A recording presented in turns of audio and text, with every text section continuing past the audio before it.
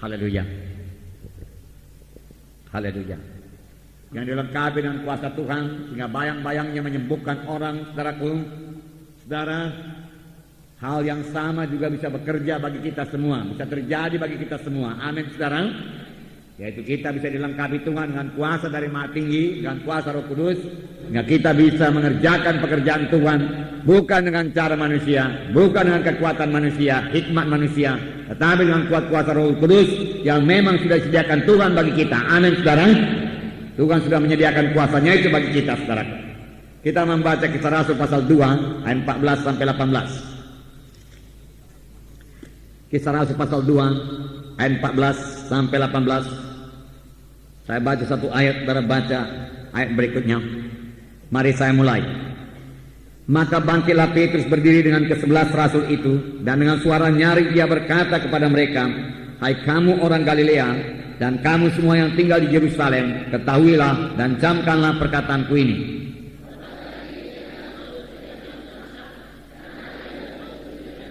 Tetapi itulah yang difirmankan Allah dengan perantaraan Nabi Joel.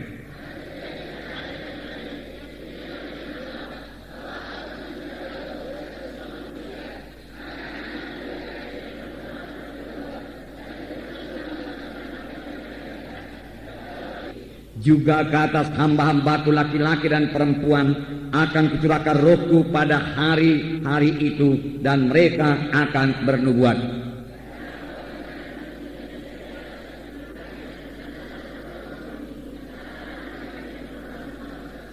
Ya, sampai situ dulu.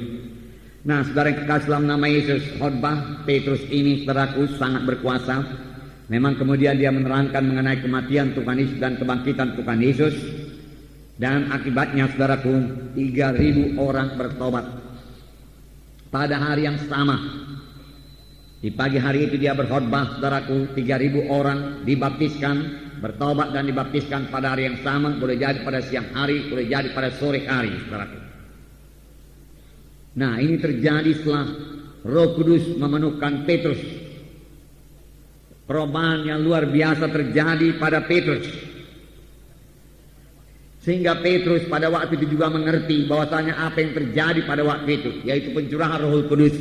Pada waktu 120 orang berkumpul di bilik atas, lalu satu deru angin keras memenuhi ruangan itu, memenuhi seluruh Yerusalem juga. Lalu hinggaplah lidah-lidah api di atas tiap-tiap orang, dan mereka semua penuh dengan Roh Kudus. Dan mereka mulai berkata-kata dalam bahasa-bahasa yang lain seperti yang diilhamkan Roh kepada mereka untuk mengatakannya. Lalu semua orang terheran-heran. Minggu yang lalu sudah kita baca, karena mereka mendengar orang-orang ini berbicara dalam bahasa-bahasa di mana mereka telah dilahirkan, padahal mereka sama sekali belum pernah belajar bahasa tersebut. Nyatalah ini pekerjaan Roh Kudus. Tetapi beberapa orang mengolok-olokkan dan berkata mereka ini mabuk anggur. Segera Petrus berdiri dan berkata, mereka ini bukan mabuk anggur, tetapi inilah yang dikatakan oleh Nabi Joel. Inilah kegenapan nubuat Nabi Joel tersebut. Pada akhir zaman dia katakan, ya, aku akan mencurahkan rohku ke atas anak-anakmu laki-laki, perempuan, sehingga mereka itu akan bernubuat, teruna-terunamu akan melihat penglihatan-penglihatan, tua-tuamu akan mimpi berbagai-bagai mimpi, dan kata hambaku laki-laki dan perempuan akan curahkan rohku pada waktu itu, dan mereka akan bernubuat. Lihatlah, saudaraku, Petrus segera mengerti, saudaraku, nubuat Nabi Joel. Dari dulu-dulu, saudaraku, dia tidak mengerti. Ini bukan mabuk anggur, dia katakan. Ini adalah pencurahan Roh Kudus.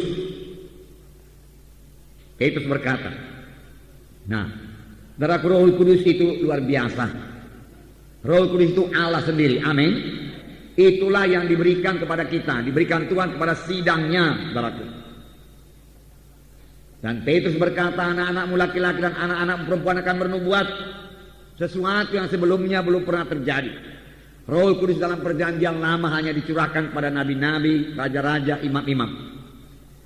Rakyat biasa tidak menerima Roh Kudus. Dia dibaptiskan, dipenuhkan dengan Roh Kudus. Tetapi dalam perjanjian baru, setelah Roh Kudus menerobos ke atas 120 orang, dan mereka semua penuh dengan Roh Kudus, dan hidup mereka berubah. Dan firman Tuhan berkata, anak-anakmu laki-laki perempuan akan bernubuat. Saudaraku, ini belum genap dalam hidup kita, saudaraku. Biar kita rindu, lapar dan haus. Amin, saudara.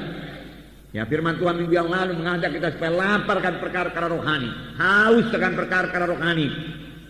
Seberapa besar kehausan kita akan perkara-perkara rohani, sebegitulah berkat Tuhan yang diberikan Tuhan bagi kita dalam perkara-perkara rohani. Amin.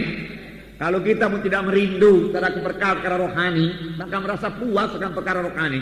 Saudara, secara dunia saja kalau orang tidak haus tidak bisa dikasih minum, saudara. Tetapi kalau saudara lihat orang yang haus, saudaraku, haus sekali, saudara, apa saja pun bayarannya, dia mau membayarnya. Asal saja kehausannya itu dapat dipenuhi, saudara. Oleh sebab itu mari kita haus akan perkara-perkara rohani. Saya katakan hari minggu yang lalu, haus akan urapan Tuhan, haus akan tanda ajaib, tanda mujizat, ya. Haus akan perubahan dalam hidup kita ini, ya. Kenalah kemiskinan kita akan perkara-perkara rohani, sehingga kita haus, baik kita dikenyangkan, baik kehausan kita itu dicukupi Tuhan.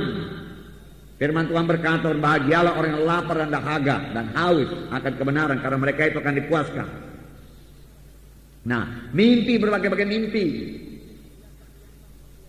melihat penglihatan. Biar kita pertama-tama peka akan hal seperti ini. Itu pekerjaan Roh Kudus. Lebih daripada kemampuan manusia. Manusia biasa tidak bisa dapat seperti yang dikatakan mimpi, berbagai-bagai mimpi. Mimpi yang punya arti. Orang dunia ini semua bermimpi. Tetapi dia tidak tahu artinya apa, saudara. Tetapi sama seperti Yusuf, saudaraku, mimpi Firaun pun bisa ditafsirkannya dan membawa keuntungan baginya, saudara. Ini semua pekerjaan Roh Kudus, dan Roh Kudus masih bekerja sampai sekarang. Amin. Roh Kudus masih memberitahu perkara-perkara yang akan datang sekarang ini, saudara. Ya. Biarlah kita, saudaraku, sungguh-sungguh mohon pimpinan Roh Kudus, sungguh-sungguh menjadi orang rohani, saudara. Di sini kita melihat pengertian Petrus segera bertambah, terbuka pikirannya. Dia mengerti perkara-perkara rohani. Dia mengerti ini nubuat Nabi Joel, pencurahan Roh Kudus, dan dia ingat apa yang dikatakan Nabi Joel. Firman Tuhan sampaikan Nabi Joel, pada akhir zaman, hari-hari terakhir pencurahan Rohku, pemuda-pemudamu akan bernubuat, dia katakan, ya, melihat mimpi, penglihatan dan lain sebagainya. Dia tahu terus, saudara. Padahal tahukah saudara, sebelum itu Petrus sangat berat dalam pengertian rohani, berat sekali dalam pengertian rohani. Tuhan Yesus menceritakan kepadanya, saudaraku, bahwasanya dia akan disengsarakan, disalibkan, mati, kemudian bangkit pada hari yang ketiga. Ini penderitaan Tuhan yang pertama, yaitu pada waktu Tuhan dipermuliakan di atas sebuah gunung. Apakah kata Petrus? Dijauhkan Allah daripadamu, dia katakan. Ya. Tetapi Tuhan Yesus berpaling dan menengking Petrus. Ya. Nyahlah ke belakangku, hai iblis, karena engkau bukan memikirkan perkara Allah. Ya. Petrus tidak mengerti, Petrus tidak mengerti sama sekali apa yang dikatakan oleh Tuhan Yesus. Dan pada suatu kali juga waktu Tuhan mengajar murid-murid, Tuhan Yesus berkata, banyak perkara-perkara yang aku mau ajarkan kepadamu, tapi sekarang ini kamu belum sanggup menerimanya. Belum bisa, tidak bisa diterima dengan akal pikiran manusia. Perlu Roh Kudus untuk itu. Amin, saudara. Perlu Roh Kudus, itulah dia pekerjaan Roh Kudus, saudaraku. Itu sebabnya sebenarnya anak-anak Tuhan itu jauh lebih bijaksana dari orang dunia. Amin. Ya, Nebukadnezar berkata pada Daniel, Sadra, Mesa, Abednego, ada roh yang luar biasa,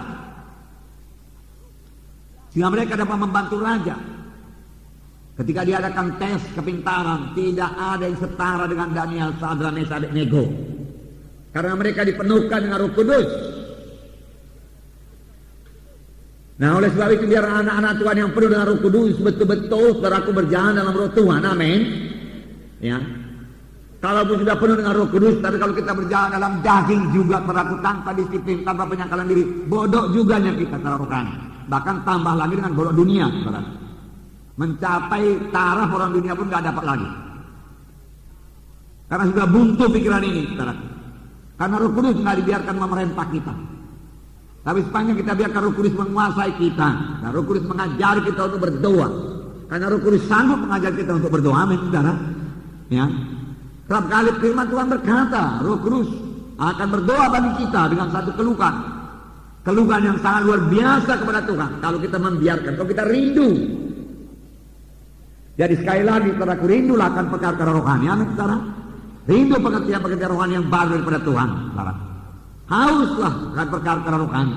Mintalah hikmat pengertian, saudara. Petrus segera beroleh hikmat. Bahkan dia kutip seluruhnya, saudaraku, nubuat Nabi Joel itu, saudaraku. Dia ingat, saudaraku. Saya yakin saudaraku Roh Kudus yang memberikan ini kepada Petrus. Nah inilah dia kegenapannya, dia katakan. Oleh sebab itu saudara kemarilah jadi orang-orang rohani. Amin saudara. Ya. Petrus saudaraku juga menerangkan di sini yang menyebabkan orang-orang bertobat. Saudara dalam ayat 21 dikatakan kisah 2 ini. Dan barang siapa yang berseru pada nama Tuhan akan diselamatkan. Hai orang-orang Israel, dengarkanlah perkataan ini. Yang aku maksudkan ialah Yesus dari Nazaret, seorang yang telah ditentukan Allah dan yang menyatakan kepadamu dengan kekuatan-kekuatan dan mujizat-mujizat dan tanda-tanda yang dilakukan oleh Allah dengan perantaraan dia di tengah-tengah kamu, seperti yang kamu tahu. Dia yang diserahkan Allah menurut maksud dan rencananya telah kamu salibkan. Kamu bunuh oleh tangan bangsa-bangsa durhaka, tetapi Allah membangkitkan dia dari dan melepaskan dia dari sengsara maut, karena tidak mungkin dia tetap berada dalam kuasa maut itu. Betapa jelas Petrus mengerti tentang keselamatannya dari Tuhan Yesus. Yang aku maksudkan ini ialah Tuhan Yesus, dia katakan, ya, yang telah dinyatakan Allah kepadamu, bukan dengan khotbah saja, bukan dengan cerita saja. Allah menyatakan ini kepadamu dengan kekuatan-kekuatan dan mujizat yang belum pernah kamu lihat. Mana kamu melihat orang mati bangkit, orang sakit sembuh, orang lumpuh berjalan, dia katakan, banyak mujizat lainnya yang mereka dibebaskan. Namun kamu tidak percaya, dikatakan. Bahkan sebaliknya dikatakan, kamu menyerahkan dia ke tangan bangsa asing, bangsa lain itu dibunuh. Tetapi Allah membangkitkan dari antara orang mati, karena tidak mungkin dia dikalahkan oleh maut. Jelas sekali, teguh sekali. Saudaraku, bertambah-tambah kita dipenuhkan dengan Roh Kudus. Saudaraku, ucapan kita bertambah berkuasa, amin. Tahukah saudara bahwasanya sudah kita dipenuhkan dengan Roh Kudus, ucapan kita juga tambah teratur, ya saudara. Ya, bukan lagi omong kosong, saudara. Atau omongan yang bertele-tele, tidak, saudara. Roh Kudus tidak kenal omongan yang berdemikian, amin, saudara. Apalagi omongan gunjing-gunjing itu semua nggak ada sama Roh Kudus itu, saudara. Tapi yang ada sama Roh Kudus yaitu firman Tuhan yang berkuasa, yang diurapinya, yang membawa orang bertobat. Petrus mengerti maksud kedatangan Tuhan Yesus. Sebelumnya dia tidak mengerti bahwasanya Tuhan harus disalibkan, dia tidak mengerti bahwasanya Tuhan harus dibangkitkan dari kematian, dia tidak tahu, dia tidak percaya. Walau 3 kali Tuhan berkata bahwasanya dia akan bangkit dari kematian, mereka tidak percaya. Buktinya waktu Tuhan sudah bangkit dari kematian, apakah dibawa murid-murid dan perempuan-perempuan, Maria Magdalena, Maria yang lain, mereka pergi ke kubur membawa rempah-rempah untuk merempah-rempahi mayat Tuhan Yesus. Mereka betul-betul berharap berjumpa dengan mayat Tuhan Yesus. Tidak satu pun di antara mereka mengingat apa perkataan Tuhan Yesus yang mengatakan bahwasanya dia akan bangkit pada hari ketiga. Satu orang pun di antara mereka tidak ingat. Yang mereka tahu apa? Yang mereka tahu, mereka harapkan, mereka imankan apakah itu? Mereka nanti bertemu dengan mayat Tuhan Yesus, lalu karena mereka sudah memberi rempah-rempah, merempah-rempahi mayat Tuhan Yesus, menangis-menangis di situ, saudara. Saya sampai di kubur, sudah tahu ceritanya, mereka terkejut karena pintu kubur telah terbuka dan malaikat Tuhan berdiri di situ. Mengapa kamu mencari orang hidup yang terhormat? Dia sudah bangkit. Satu pun tidak tahu Yesus sudah bangkit. Berkali-kali Yesus mengatakannya. Perlu Roh Kudus untuk mengerti firman Tuhan. Amin, saudara. Kalau saudara membaca firman Tuhan, mohon pimpin Roh Kudus, ajari saya Roh Kudus, saya mengerti firman-Mu. Dan kalau saudara pemimpin KKS saudara berdoa, urapi saya Roh Kudus, supaya omongan saya ini berkuasa kepada jiwa-jiwa, mengobatkan jiwa-jiwa, hidup dalam hati jiwa-jiwa. Amin, saudara. Untuk itu saudara harus penuh dengan Roh Kudus dan dipimpin oleh Roh Kudus. Saudara, lalu saudara akan diurapi oleh Roh Kudus. Kalau saudara mau, saudara akan berjalan dalam Roh. Amin. Sebanyak saudara berjalan dalam daging, urapan tidak akan datang juga. Penuh dengan Roh Kudus bukan hanya pada waktu saudara berdoa saja. Penuh dengan Roh Kudus sepanjang hidup saudara. Terus menerus penuh dengan Roh Kudus. Amin. Satu gaya hidup yang dipimpin Roh Kudus, mana saudara mendengar Roh Kudus memimpinkan saudara. Paulus dan Silas, saudaraku, diutus dari Filipi, saudaraku. Apa yang terjadi, saudaraku? Mereka ditegah Roh Kudus masuk di Bitinia. Mereka dengar suara Roh Kudus. Amin. Waktu mereka menginjil, mereka mau berangkat ke Bitinia, dilarang. Demikian juga masuk Misia, dilarang. Jadi waktu berjalan ke mereka dengar suara Roh Kudus. Amin. Tetap bersekutu dengan Roh Kudus. Jadilah orang-orang rohani, saudara. Jadi orang-orang rohani. Kemudian hari Petrus menerangkan dalam suratnya 1 Petrus pasal 1 18-19. Ya, kamu ditebus bukan dengan emas dan perak atau dengan barang yang berharga, tetapi kamu ditebus dengan darah yang mahal, darah anak domba yang tidak bercacat celah, yaitu darah Kristus. Dia tahu sungguh-sungguh sesudah dia dipenuhkan dengan Roh Kudus, Petrus berubah. Amin. Sesudah dipenuhkan dengan Roh Kudus. Lihat perubahan dalam diri kita setelah kita dibaptis dengan Roh Kudus. Bagus berbahasa roh, haleluya. Pantas berbahasa roh, puji Tuhan. Banyak berkat berbahasa roh, amin. Karena yang berbahasa roh berkata-kata dengan Tuhan dan mengatakan rahasia dengan Tuhan. Yang berkata-kata dengan bahasa roh meneguhkan imannya sendiri, haleluya. Tetapi bukan sampai di situ saja maksud baptis Roh Kudus. Kamu akan mengerti perkara-perkara rohani, amin. Bahkan firman Tuhan berkata, kamu akan oleh kuasa, kamu akan oleh urapan dari Roh Kudus turun ke atas kamu. Urapan yang luar biasa bekerja pada Petrus pada waktu dia berkhotbah. Sehingga saudaraku, jiwa-jiwa berkata, apa yang harus kami perbuat? Jiwa-jiwa siap sedia altar call. Gak usah diajak-ajak lagi, maju ke depannya, terima Yesus. Mereka siap sedia. Sini dikatakan, saya bacakan pada saudara ayat 36, kisah 2 ayat 36. Saya tidak baca ayat demi ayat saudaraku karena banyak. Ayat 36. Jadi seluruh kaum Israel harus tahu dengan pasti, amin. Tahu dengan pasti bahwa Allah telah membuat Yesus yang kamu salibkan itu menjadi Tuhan dan Kristus, Tuhan dan yang diurapi, Tuhan dan juru selamat, amin. Itulah dia Yesus. Jelas khotbahnya ini luar biasa. Tahu dengan pasti, aku sudah tahu dengan pasti. Ya tahu dengan pasti. Setelah dia dipenuhkan dengan Roh Kudus, pada ketika itu juga dia tahu, dia bicara, dia bersaksi. Sebelumnya Petrus tidak berbuat demikian. Walau dia sudah bangkit daripada kematian, walau dia sudah jumpa dengan Yesus yang hidup, bangkit dari kematian, tapi dia juga tidak berani juga. Bukan Petrus saja, murid-murid yang lain juga tidak berani. Tapi setelah dia bangkit setelah dia dipenuhkan dengan Roh Kudus, saudaraku, Petrus sudah bicara dan berkhotbah. Jelas. Akibatnya 37. Ketika mereka mendengar hal itu, hati mereka sangat terharu. Lalu mereka bertanya kepada Petrus dan rasul-rasul yang lain, apakah harus kami perbuat, saudara? Kalau jiwa-jiwa sudah bertanya demikian, saudaraku, mudah sekali memimpinnya kepada keselamatan. Amin, saudara. Ya. Kenal kemiskinan urapan kita. Kadang-kadang kita cerita setengah jam orang belum mau bertobat, saudara. Bahkan terjadi perdebatan lagi. Kurang urapan, saudara. Rindukan urapan tersebut.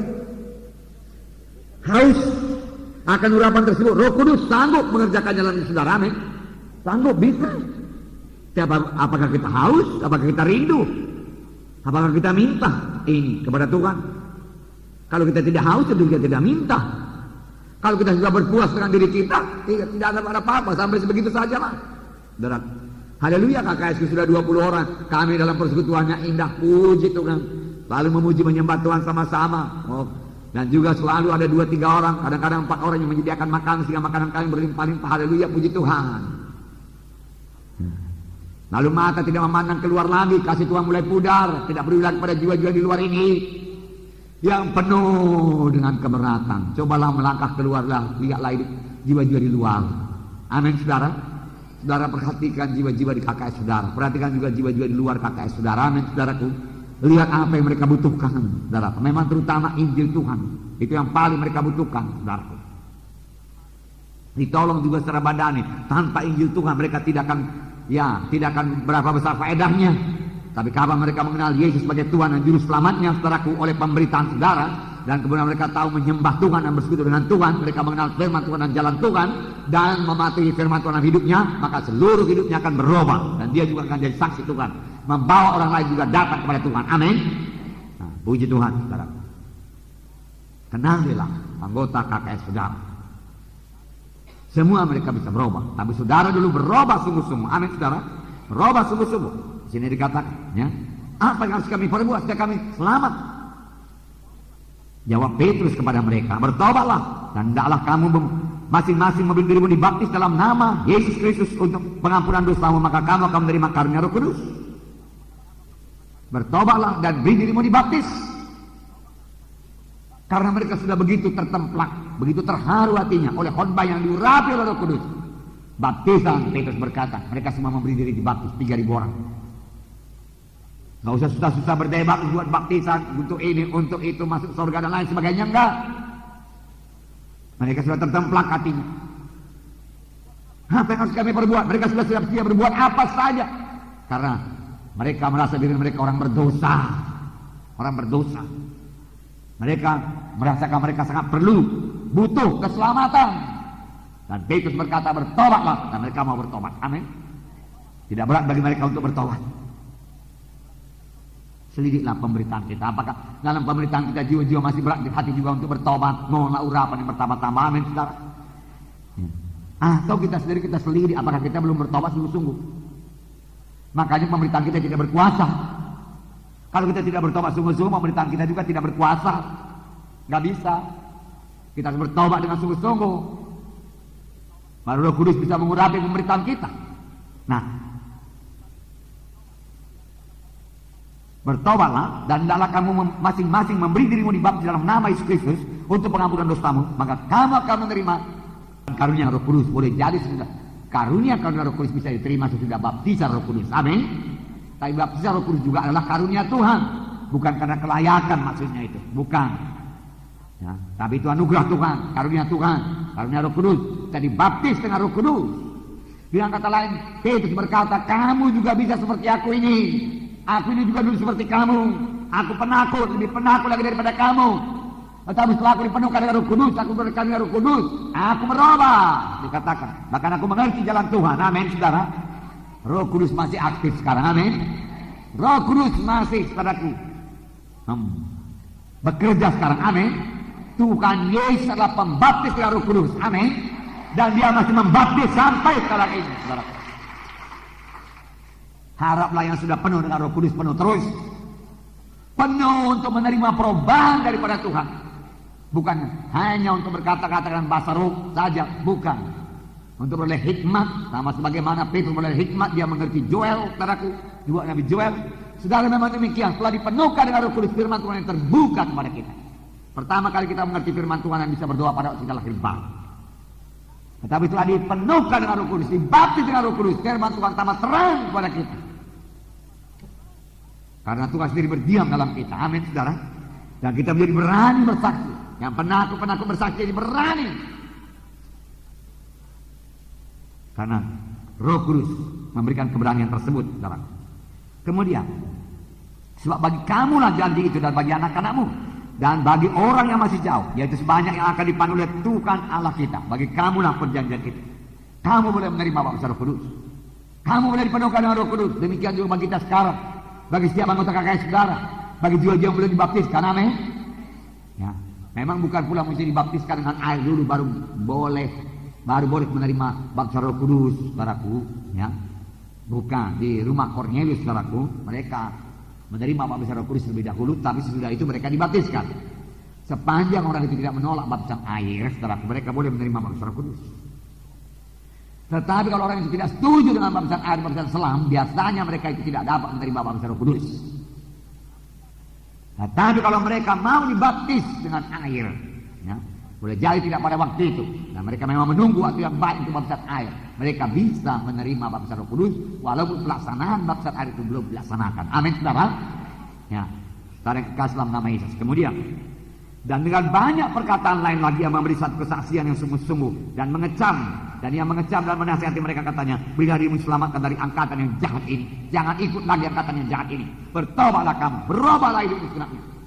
Kemudian ayat 41, orang-orang yang menerima perkataannya itu memberi diri dibaptis, dan pada juga jumlah mereka bertambah kira-kira 3.000 jiwa. 3.000 jiwa. Pekerjaan Roh Kudus yang luar biasa. Dalam satu hari. Inilah kelahiran gereja. Lahir dengan kuasa, lahir dengan baptisan Roh Kudus. Lahir dengan kuasa Tuhan, saudaraku. Gereja itu lahir demikian. Jadi gereja lahir bukan dalam keadaan lemah-lemah, sakit-sakitan, tidak. Sangat berkuasa. Itu sebabnya sidang akhir zaman juga harus penuh dengan kuasa Tuhan. Amin. Haleluya. Terlebih salah satu nama daripada sidang Tuhan, yaitu pengantin Kristus yang tidak bercacat, tidak berkerut. Firman Tuhan berkata, ini bisa jadi kepada kita pada akhir zaman ini, sepanjang kita merindukan kesucian Tuhan. Amin. Rindukan kesucian Tuhan. Bisakah itu? Jawabannya bisa. Bisa. Dengan roh itu kita bisa mematikan perbuatan daging. Sebagai pemuda-pemudi, anak-anak Tuhan, para anggota tubuh Kristus, saudara-saudara harus hidup kudus buat Tuhan. Amin. Firman Tuhan berkata, hendaklah kamu kudus karena aku kudus. Hidup suci dengan pikiran yang suci, dengan tujuan hidup yang suci. menyenangkan Tuhan. Amin, saudara. Kalau saudara penuh dengan Roh Kudus, akan mudah terjadi kepada saudara. Bahkan dengan sukacita saudara bisa mengerjakan pekerjaan Tuhan. Saudara boleh percaya penuh akan kuasa Tuhan, akan mujizat Tuhan, saudara. Dan bergairah dalam pekerjaan Tuhan, saudara. Dari Petrus beroleh hikmat pengertian terus, mengerti perjanjian lama. Saudaraku, pada waktu Petrus melaksanakan hal ini belum ada perjanjian baru, ya kan? Belum ada. Yang ada yang perjanjian lama. Tetapi Petrus mengerti. Kemudian saudaraku, ya Petrus diurapi luar biasa. Ya 3.000 orang bertobat oleh pemberitaannya. Kemudian Petrus berani. Jadi orang yang sangat berani memberitakan Tuhan Yesus kepada orang-orang yang sebelumnya itu sangat ditakutinya. Sebab yang hadir di sini, saudaraku, imam-imam hadir, ahli Taurat hadir, saudaraku, para penduduk Yerusalem. Ya, banyak yang berkata 1/4 juta, dia katakan 250.000 orang. Dan yang bertobat dari 3.000 orang, saudaraku. Tentu yang mendengar lebih daripada itu.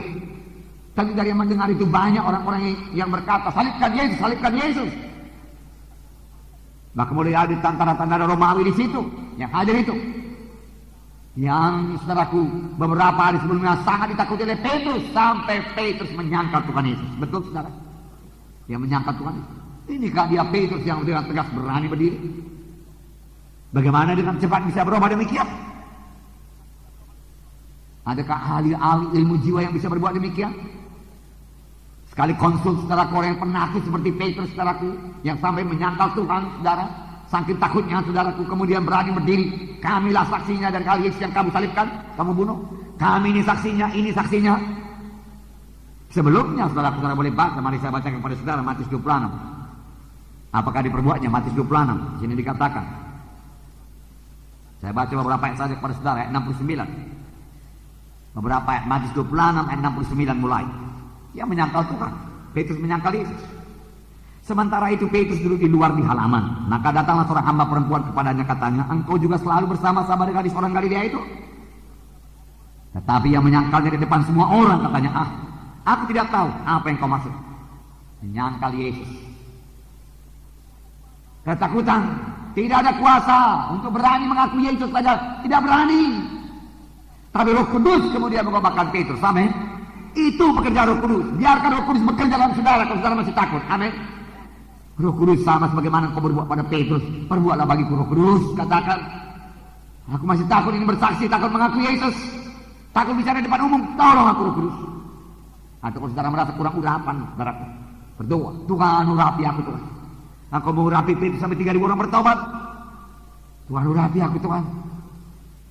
30 orang juga belum bertobat nih Tuhan. Jangan 3.000. 3 orang pun belum. Apalagi 30. Kapan kita menangkan dunia ini? Kita harus berubah, amin. Apa yang terjadi pada Petrus harus terjadi pada kita, amin. Ya. Biar kita merindukannya. Kalau Petrus bisa diubahkan, nelayan-nelayannya dia saudaraku. Bukannya pula sarjana. Ini banyak yang terdapat sudah sarjana, ada yang D3, saudaraku, ada yang tamat SMU, SMA, dan lain sebagainya, saudaraku. Ya. Sudah ada pengetahuan umum lagi, saudaraku. Mari berbuat perkara yang lebih besar lagi, tidak takut, amin, saudara. Ya. Kalau kita tidak mengerti apa maksud firman Tuhan, berdoa. Tidak ada yang lebih mampu menerangkan firman Tuhan ini daripada Roh Kudus, amin. Karena Roh Kudus yang nulis ini, yang ngarang. Betulkah itu, saudaraku? Apalagi mana kisah Rasul, ini kisah perbuatan Roh Kudus. Dia sangat ngerti dia ini, saudaraku. Roh Kudus itu. Ya, ini yang terjadi kepada Petrus. Saya bacakan terus. Ketika ia pergi ke pintu gerbang, seorang hamba lain melihat dia dan berkata kepada orang-orang yang ada di situ, orang yang dengan Yesus orang Nazaret itu. Dan ia menyangkalnya pula dengan bersumpah, aku tidak kenal orang itu. Lihatlah saudara, dia menyangkal itu. Kecut, ya, pengecut, ya saudara. Pikirannya tidak pikiran rohani. Perlu keberanian yang suci daripada Tuhan, amin. Keberanian suci, bukan keberanian berkelahi. Keberanian yang suci mengaku Yesus. Kalau Petrus ini soal berkelahi, berani dia saudara. Sebab pada waktu Yesus ditangkap dia masih mencabut pedangnya, ya. Ya kan, berani itu. Dia saja mencabut pedang. Langsung dia parang tuh.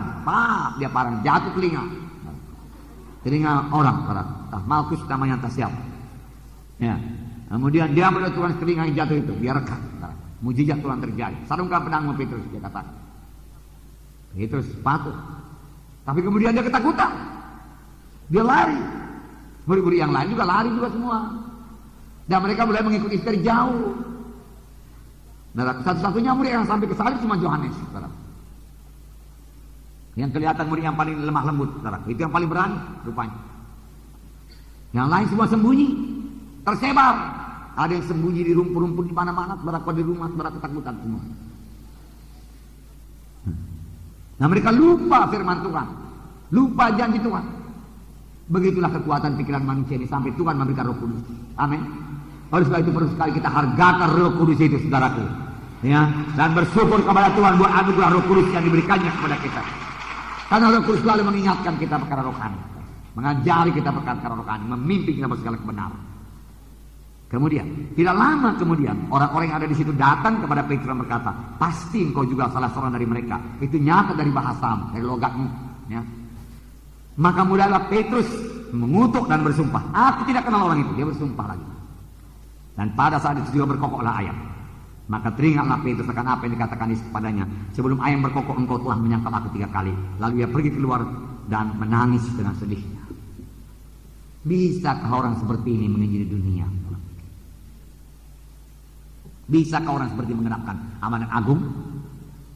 Tidak. Tetapi nyatanya kemudian Petrus ini membongkar balik dunia, menggoncang dunia yang ada pada waktu itu. Kemana dia pergi, terjadi kegoncangan.